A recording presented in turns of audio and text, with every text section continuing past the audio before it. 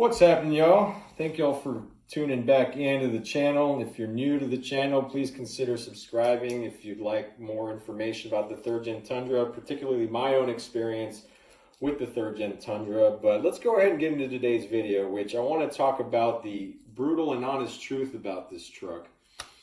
It's essentially a 5,000 mile review, but basically I'm going to just talk about my thoughts about it and the ugly truth, because it is pretty ugly. Now, because it's a 5,000 mile review, I will say some kind things about the truck, because there's some things that the truck does do well, and primarily, and I've talked about this in other videos, but it drives really well. The thing's pretty awesome. The twin turbo V6, it does a good job of pulling hard. It has low end torque. It's paired to a really nice 10 speed automatic transmission. You know, it never hunts for gears. It has power when you need it. When you're towing, it tows our trailer seamlessly. It's a comfortable ride. The interior is comfortable. I got enough space for my kids, and I have plenty of space to haul my bikes, to put all our camping stuff in the back. You know, we like to adventure, and that's primarily why we got a full-size truck. So all that said, you know, it does do some things well. But I think that that's kind of where the road meets an end with all the pros. As you guys know, and I won't bore you to death or beat a dead horse, but the truck does have a lot of quality control issues. If you're really interested and want to know what those are, I've got a couple videos outlining that, and you can check that out and drop comments and questions down in those videos. But the ugly truth of this truck, and I wrote this stuff down just because, you know, with this channel, I intended this channel to be, I wanted to document our owner experience with the Tundra. More importantly, I wanted to document my adventures with the Tundra. I like to camp at least once a month. I like to get out into nature. It's good for my mental health. My family enjoys doing it. I like to do a lot of things outdoors, and we have a off-grid camper that we like to take out and explore with. And so that was my intention with this channel. Obviously, I've had a lot of issues with this truck, and I've intentionally stayed out of these videos because let's take it back. I've wanted the videos to be about the truck and show my honest perspective about it, and not be about me. I'm not trying to become famous on YouTube. I'm not trying to become a personality or anything like that.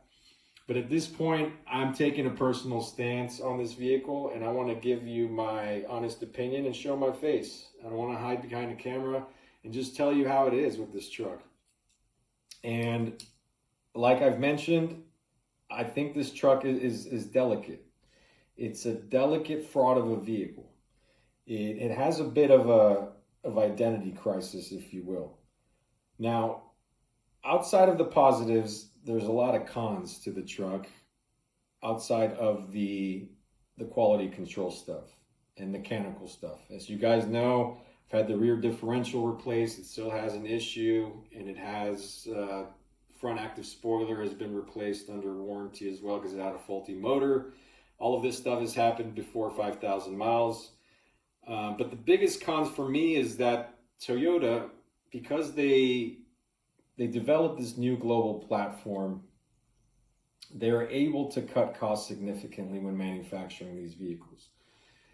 The new TNGA, it shares, you know, you have several vehicles sharing this platform. So you have Sequoia, the Tundra, the Tacoma, the 4Runner, and the Land Cruiser are all sharing this platform. So they can share parts, they can share assembly, mechanicals like robots. They can share different, you know, trim pieces, moldings, things of that nature.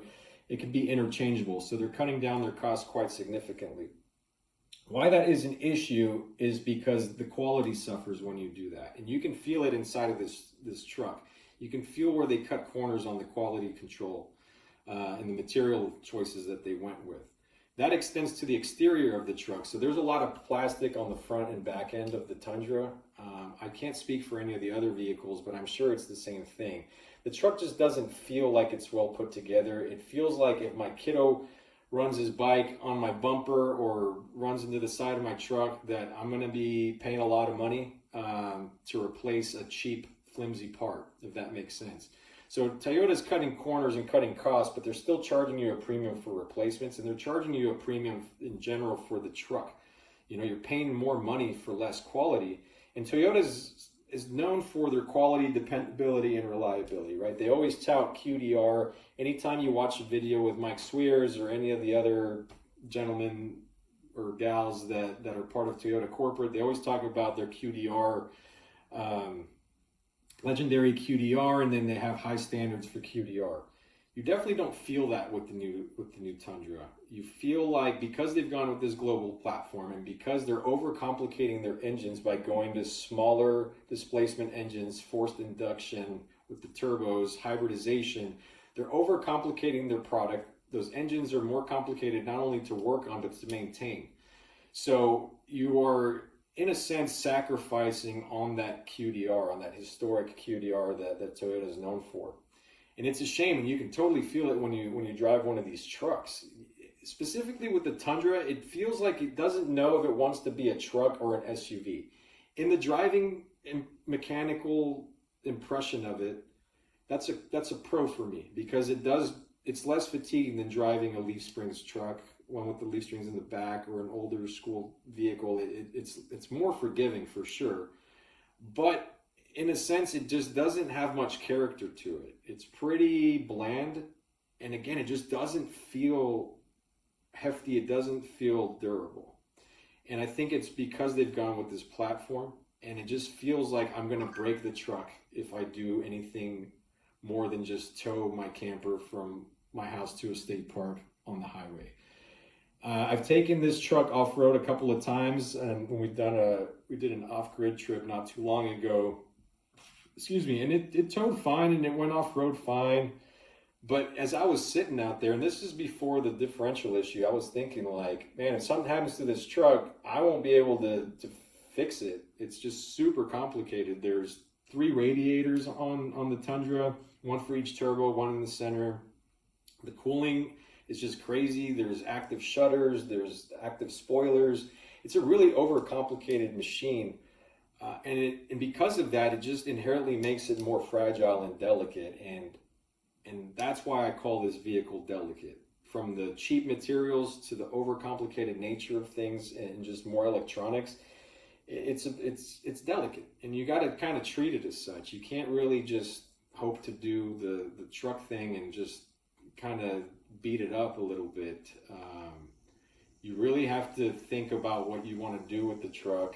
And if, I wouldn't get this as a work truck by no means. If you're looking at one of these as a work truck, I would totally skip it. But again, for an adventuring truck, for one that you wanted to do all the other things, I'm not saying it doesn't do the truck things, because obviously I talked about the pros, and some of the pros are that it can handle all the truck things just fine. It's just that there's no peace of mind with it. There's no peace of mind on the QDR's point of view of things. There's no peace of mind with the quality. There's no peace of mind with the durability, and there's no peace of mind with the reliability. Those days are gone, I think, for Toyota in moving in this direction. So I really just wanted to point that out to you guys, and just really share my honest truth. And again, these videos have been about the truck, and this video is about the truck, but now it's become personal because I've had to take this truck in so many times. I've gone back and forth with Toyota. There's a lot of Toyota fanboys out there saying, oh, these are isolated incidences, this truck, there's nothing wrong with it, all these issues are being overblown. I beg to differ. I've talked to many Toyota owners, 22s, 23s, Toyota Tundra owners, 22s, 23s, 24s. There's a lot of the same issues going on, guys. Maybe the turbo stuff has gotten sorted out a little bit, but for the most part, there just has been the same quality control stuff happening over with the window seals, with the window noise, with the wind noise, with the seat trims breaking, with the bezels on the window controls. There's just been a lot of issues going on. And, shame on me for taking a gamble. I thought that, when I was putting together a truck online, and I've always really liked Toyota trucks, and I thought that I'd gamble on this new on this new platform because I like the styling of it for sure. If you look at my full review of the video, excuse me, my video of I do a initial 2,000 mile review, and I talk about this stuff. But you know, there's a lot of on the truck that I liked on paper. I liked the power, I liked the styling of it, and of course the Toyota reliability. You know, and I took a gamble and I got the extended warranty, knowing that at some point I would have issues. I just didn't expect to have issues this early on, right? So 5,000 miles into my ownership experience, and man, I've had a lot of issues. It's been into the shop 6 times. We still have a differential or drivetrain issue that I'm probably gonna have to take the truck in, and I just don't know what to do. And I am taking it personally now because it's affecting my time. It's affecting the time that I have to take off work to take the truck in, my time away from my kids on the weekends, because we can't go do what we want to do because we don't have a truck that we can trust. Or, you know, it was in the shop all the week before Mother's Day, and we had things planned that we didn't go get to do. So, you know, now it's become personal, and again, I just want to be honest with you guys and give you all the honest truth. You might not like what what I have to say. Take it with a grain of salt, or take it or leave it, but it is my ownership experience. You know, I own this truck. I'm making payments on this truck, and it is what it is, guys. A lot of reviewers out there don't own these trucks and don't live with them day to day, but they do have problems. It is a delicate truck. I don't know what I'm going to do with it. I do know that I've talked to 2 master mechanics, one of whom is a YouTuber. It's not the one that you guys are thinking, but he told me to just cut my losses and get out of the thing. And, you know, I'm kind of considering trading it in. I don't know. I'm going back and forth with Toyota, like I mentioned in my last video. It's just disappointing, guys. It's disappointing. But always, I just want to put honest content out there. I think y'all deserve it. You know, at the end of the day, it's a vehicle. I'm a blessed man. I've got a lot going for me in my life. It's just a machine.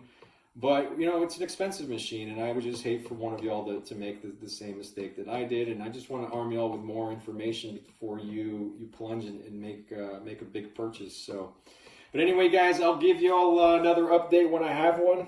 But until then, stay tuned, and we'll see you on the next one.